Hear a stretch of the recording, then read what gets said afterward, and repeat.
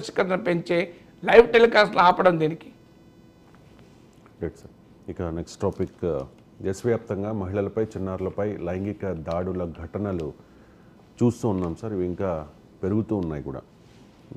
అంటే మనం చూసాం సార్ రీసెంట్గా, తెలంగాణలో దిశ ఎన్కౌంటర్ జరిగినప్పుడు ఆ నిందితులు నలుగురిని ఎన్కౌంటర్ చేసినప్పుడు కూడా ఎన్కౌంటరే పరిష్కారమా అనే చర్చ వచ్చింది.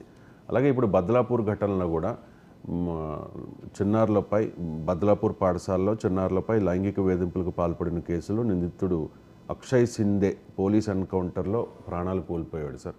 సో దీని మీద నేరుగా తలపై ఎందుకు కాల్చారు అని చెప్పి పోలీసుల మీద కొన్ని అంటే బాంబే హైకోర్టు కూడా బద్లాపూర్ కాల్పులపై వ్యాఖ్యలు చేసింది. సో అంటే రేపిస్టులకు ఎన్కౌంటరే చేయడం ఎంతవరకు కరెక్ట్? ఇదే పరిష్కారమా అంటే ఏం చెప్తారు సార్? అంటే మరి కోర్టులు ఎందుకప్పుడు? ఇక కోర్టులే అవసరం లేదు కదా. ఇప్పుడు రేపిస్ట్ ఎన్కౌంటర్ చేయడం, నేరస్తుల్ని కాలు చేతులు తీసి పడేయడం, ఇది పరిష్కారం ఎప్పుడు కాదు. ఒకటి ఏంటంటే మొదలు ఇది పరిష్కారం అని చర్చించే ముందు అసలు దీనిపైన పాలిటిక్స్ చాలా విచిత్రంగా జరుగుతుంది. ఎప్పుడైతే బద్లాపూర్ ఎన్కౌంటర్ జరిగిందో బీజేపీ అసలు ఎవరికి సంబంధం లేని పోస్టర్లు వెళ్తాయి. సో ఆ పోస్టర్లలో బద్లాపూర అంటే ప్రతీకారం పూర్తయింది, బద్లాపూర్ అనే ప్లేస్లో జరిగింది, దానికి బద్లాపూర అని దేవేంద్ర ఫడ్నవీస్ ఫోటో, బీజేపీ నాయకుడు డిప్యూటీ సీఎం, ఆయన గన్ పట్టుకొని ఉన్న ఫోటోని వేసి పెద్ద ఎత్తున పోస్టర్లు వెళ్తాయి. అంటే ఏంటి, దేవేంద్ర ఫడ్నవీస్ లాంటి సమర్థవంతమైన నాయకుడు ఉంటే ఇలాగే జరుగుతుంది అని. దాని మీద ఎవరి పేరు లేదు అంటే అది బీజేపీ వాళ్ళే పెట్టారని క్లియర్గా అర్థమవుతుంది దేవేంద్ర ఫడ్నవీస్. ఇక బీజేపీ వాళ్ళు ఏం పెట్టారు చూడండి, మహావికాస్ అగాది, ఎన్సీపీ, కాంగ్రెస్, శివసేన ప్రభుత్వం ఉంటే ఇలా న్యాయం సత్వరం జరిగేదా అని వాళ్ళు ప్రశ్నించారు. ఇక ఏక్నాథ్ షిందే వర్గపు శివసేన వాళ్ళు ఏక్నాథ్ షిందే ఫోటో వేసి ధరంవీర్ మా ముఖ్యమంత్రి అని వాళ్ళు క్లెయిమ్ చేసుకోవడం. సో ధరంవీరు, బద్లాపూర, తర్వాత సంజయ్ రావత్ శివసేన నాయకుడు, అసలు ప్రజలు అభ్యంతరం ఏం లేదు వాడిని ఎన్కౌంటర్ చేసినందుకు, కానీ అలా ఎలా ఎన్కౌంటర్ అవుతాడో వాడే పోలీసుల మీద కాల్పులు జరిపితే ఇది పోలీసు వ్యవస్థ వైఫల్యం కాదా అని వాళ్ళ ప్రశ్న. అంటే ఒక రేప్ అండ్ ఒక ఎన్కౌంటర్ పైన ఏ పార్టీ ఆ పార్టీ తనకు కావలసిన రీతిలో అన్వయించుకుంటూ ప్రయోజనం పొందుతున్నారంటే మన క్రిమినల్ జస్టిస్ సిస్టాన్ని కూడా ఏ స్థాయిలో మనం పొలిటిసైజ్ చేశామని. సో నిజమే, అక్షయ్ సిందే ఏమంటే వాడు ఒక స్వీపర్. సో ఆ స్కూల్లో నార్మల్ స్వీపర్ కనుక నువ్వు చేశావు. నేను అడిగే ప్రశ్న ఏంటంటే, పెద్ద మంత్రి కొడుకు అత్యాచారం చేస్తాడు, మీరు ఎన్కౌంటర్ చేయగలరా? ఓ ప్రముఖులు చేస్తారు, పేర్లు అవసరం లేదు కానీ మనం చర్చలు చూస్తున్నాం కదా, చాలా ప్రముఖుడు పలుకుబడి సమాజంలో చాలా గుర్తింపు ఉండి పెద్దలతో కనెక్షన్స్ ఉన్నవాడు చేశాడని ఆరోపణలు వస్తుంటాయి. మరి వాళ్ళని ఎన్కౌంటర్ చేస్తారా? మనం ప్రత్యూష సినిమా యాక్టర్ కేసు చూసాం, ఇప్పటి వరకు ఏమైందో కూడా ఎవరికి తెలియదు న్యాయం జరిగిందా అని. ఇలా ప్రముఖుల పిల్లలు, డబ్బున్న వాళ్ళు, సమాజంలో పెద్దలు, రాజకీయ వ్యాపార పారిశ్రామిక ప్రముఖుల పిల్లలు అత్యాచారం చేస్తే వాళ్ళను ఎన్కౌంటర్ చేయగలవా? Simple question. చేయగలిగానని చెప్పమనండి.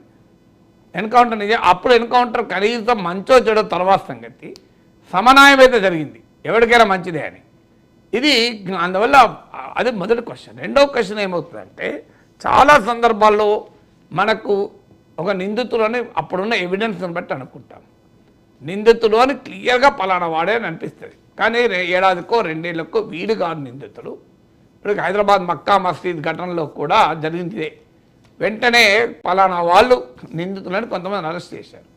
2 ఏళ్ల తర్వాత కోర్టే వాళ్ళని నిర్దోషులుగా ప్రకటించింది. వాళ్ళది కాదు, వాళ్ళు అనుకున్నామని. మరి ఆ 2 ఏళ్ల ముందు వాళ్ళు ఎన్కౌంటర్ చేస్తుంటే ఏంటి పరిస్థితి? సో ఇప్పుడు సాధారణంగా అప్పుడు చూస్తున్న ఎవిడెన్స్, కళ్ళ ముందు ఉన్న ఎవిడెన్స్ చూస్తే 100% వీడియో చేశారన్న ఫీలింగ్ కలుగుతుంది. కానీ దాని వెనకాల మనకు విచారణ చేస్తే తప్ప తెలియదు. సో విచారణ చేసిన తర్వాత ఇతను కాదు అన్నాం అనుకోండి, ఇప్పుడు 2 ఏళ్ల తర్వాత నువ్వు కనీసం విడుదల చేయగలవు. మన పేపర్లలో చూస్తుంటారు చూడండి, 10 ఏళ్ల తర్వాత నిర్దోషి అని తేలింది అని. అంటే వాళ్ళ జీవితమే నాశనం, ప్రాణమే పోయింది కదా, మళ్ళీ తెలియవు కదా. సత్యంబాబు కేసు మనం చూసాం.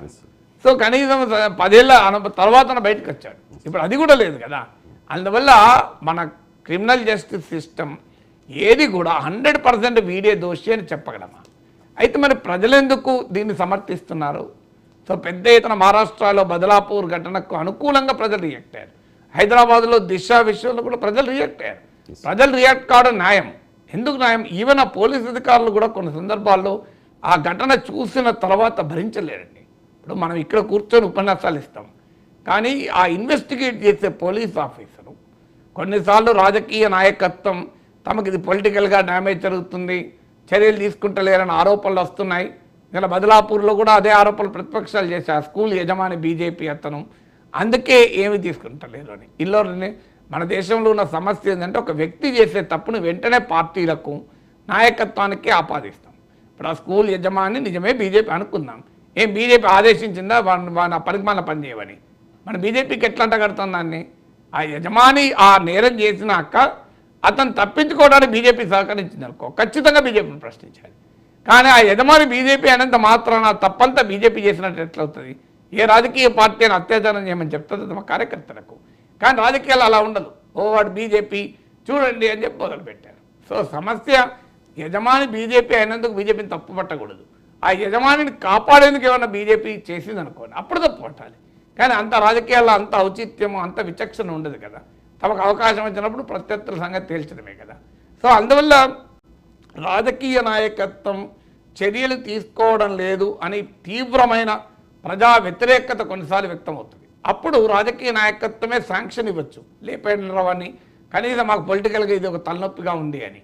కానీ కొన్ని సందర్భాలు ఏమవుతుందంటే ఒక పోలీసు కూడా మనిషే కదా, అతనికి కూడా పిల్లలు ఉంటారు. సో ఆ దుర్మార్గం చూసిన తర్వాత భయంకరంగా ఉంటుంది పరిస్థితి. నేను మీకు భరించలేని పరిస్థితి ఉంటుంది. ఇంత అన్యాయం చేసిండు వీడు కనుక తప్పించుకుంటే ఇంకా నలుగురికి చేస్తారు. అసలు వీడు తప్పించుకోవద్దు. ఏమైతే కోర్టుకు పోతే 10 ఏళ్ళు 20 ఏళ్ళు కేసు నడుస్తుంది. ఈ లోపల బెయిల్ మీద వస్తాడు, పెరోల్ మీద వస్తాడు. సత్ప్రవర్తన చేత విడుదలవుతాడు. బిల్కిస్ బాను కేసులో 20-30 అనేక మంది పైన సామూహిక అత్యాచారం చేసి, గర్భవతి అయిన బిల్కిస్ బాను పైన సామూహిక గ్యాంగ్ రేప్ చేసి ఆమె 3 ఏళ్ల బిడ్డను చంపిన వాడు సత్ప్రవర్తన పేరిటి వద్ద విడుదల కాలేదా? మనం చూసాం కదా బిల్కిస్ బాను కేసులో. సత్ప్రవర్తన పేరిటి విడుదలయ్యా, సత్ప్రవర్తన. సో ఆ రకంగా ఉంటుంది మన వ్యవస్థ. సో అప్పుడు ఏమనిపిస్తుంది ఆ పోలీస్ అధికారికి? కాన్షియన్స్ ఉన్న పోలీస్ అధికారి కదా, మనిషి కదా. అరే అమ్మ వీడు బయటికి పోతే ఈ వ్యవస్థ వీడికి శిక్ష విధించడు, ఏమన్నా కానీ నా మీద కేసైనా కానీ మీ సంగతి తెలిచేస్తా అనేటువంటి ఆ భయంకరమైన భావోద్వేగంలో కూడా ఎన్కౌంటర్ చేసే అవకాశం ఉంటుంది. లేదు కొన్ని సందర్భాల్లో నేను ఇంతకుముందు చెప్పినట్టు రాజకీయ నాయకత్వ ఆదేశాల పైన కూడా చేయొచ్చు. ప్రజలు కూడా దీన్ని ఎందుకు హర్షిస్తారు? ఇక్కడే కదా వరంగల్లో యాసిడ్ దాడి విషయంలో కూడా అప్పుడు సజ్జనార్ ఎస్పీగా ఉన్నప్పుడు అక్కడ కూడా జరిగింది. మీకు 4 ఎన్కౌంటర్ అయ్యారు. అక్కడ కూడా ఇదే సమస్య. యాసిడ్ పోసిన వాడు దాని వెనకాల కూడా కూర్చున్నాడు. వెనకాల కూర్చున్నాడు నిజంగా ఈ క్రైమ్లో భాగమా తెలియదు మనకు. ఇప్పుడు యాసిడ్ పట్టుకొని వాడు వెళ్తుంటే అరే నేను పలానా అమ్మాయి మీద యాసిడ్ పోస్తున్నాను ఊరు ఎక్కడా అని అన్నాడా? లేదా వాడు వెళ్తుంటే లిఫ్ట్ ఇస్తుండని వీడు ఎక్కిండా? వాడు అక్కడ ఉన్నాడు. ఎస్ నిజమే, క్రైమ్ చేసిన వాడితో ఆ సమయంలో ఉన్నాడు. ఆ క్రైమ్ చేసిన వాడితో సమయానికి ఉంటున్నాం. మనం వంతో కలిసిపోతుంటాం. వాడు పలానా క్రైమ్ చేయబోతున్నాడు మనకు ఎలా తెలుస్తుందండి? వాడు యాసిడ్ తీసి ఇంకోటి మీద పోయబోతున్నాడు మనకు ఎలా తెలుస్తుంది? అప్పుడు ఏమంటారు చూడండి, నాగేశ్వర్ పక్కనే ఉన్నాడు, నాగేశ్వర్ ఫ్రెండ్ వాడిద్దరు కలిసిపోయిన అంటాడు. నాకేం సంబంధం లేదు, వాడు ఆ పని చేస్తానో తెలియదు కూడా తెలియదు. రాజకీయ నాయకుల క్రిమినల్స్ ఫోటోలు వస్తుంటాయి చూడు, ఆ రాజకీయ నాయకులతో సెల్ఫీ తీసుకున్నాడు చూడు, వాడే ఇంకో పలానా నాయకులతో సెల్ఫీ ఉంది సీఎంతో అంటారు. సీఎంతో సెల్ఫీ అయింది. ఇప్పుడు నాతో కూడా 100 మంది సెల్ఫీలు తీసుకుంటారు. వాడు రేపు ఏమైనా నేరం చెప్తే నేను బాధ్యత అవుతానా? సో అందువల్ల వ్యవస్థలో ప్రజల్లో కూడా ఏ భావన ఉంటుందంటే ఈ కేసు తేలదు. ఎందుకంటే సత్వర న్యాయం దొరకకపోవడం వల్ల ప్రజలు ఈ ఇన్స్టాంట్ జస్టిస్ను కోరుకుంటారు. అంటే సత్వర న్యాయం దొరికితే ఇన్స్టాంట్ జస్టిస్ ఎప్పుడు కోరుకోరు. సత్వర న్యాయం అంటే స్పీడీ జస్టిస్కి అవకాశం లేదు. అసలు జస్టిసే దొరుకుతుందో లేదో తెలియదు. సో అనేక రకాల పలుకుబడులు పనిచేస్తుంటాయి. ఆ ఇన్వెస్టిగేషన్లో ఎవిడెన్స్ దొరకాలి, అల్టిమేట్గా ఎవిడెన్స్ దొరకాలి కదా. సో అందువల్ల ఏం చేస్తారు, ఈ లోపల ఎన్కౌంటర్ చేసేస్తే నిజంగానే ఇప్పుడు ఉదాహరణకు బెంగాల్లో అటు సంజయ్ రాయ్ కనుక ఎన్కౌంటర్ అయ్యి ఉంటే ఈ స్థాయిలో నీకు నిరసనలు వచ్చేదే కాదు మమతా బెనర్జీ ప్రభుత్వానికి. అందువల్ల రాజకీయ పార్టీలు ఏం ఆలోచిస్తాయి, లేపడే ఇంత పని అయిపోతుంది, కనీసం నాకు ఇంత పెద్ద తలనొప్పి ఉండదు అని. అందువల్ల ఒక క్రూరమైన నేరం జరిగి దరిదాపురం ఇన్సిడెంట్ ఏంది, ఒక 2 చిన్నారులు 3 సంవత్సరాల బిడ్డలండి. అన్యాయం చూడు. వాడు ఎంత ఉన్నాడు ఆ ప్లేస్లో మనమున్నా వీడు వీడు బతకద్దు, ఇంత అన్యాయమా, ఈ సంగతి తేల్చాల్సిందే అనే భావన కలుగుతుంది. మనుషులం కదా, ఆపుకోలేం కదా. కానీ న్యాయ వ్యవస్థ ఏంటంటే అలా చేయడం వల్ల 99 సందర్భాల్లో న్యాయమే జరిగిన ఒక్క సందర్భంలోనైనా నిర్దోషి అనవసరంగా బలయ్యే ప్రమాదం ఉంటుంది.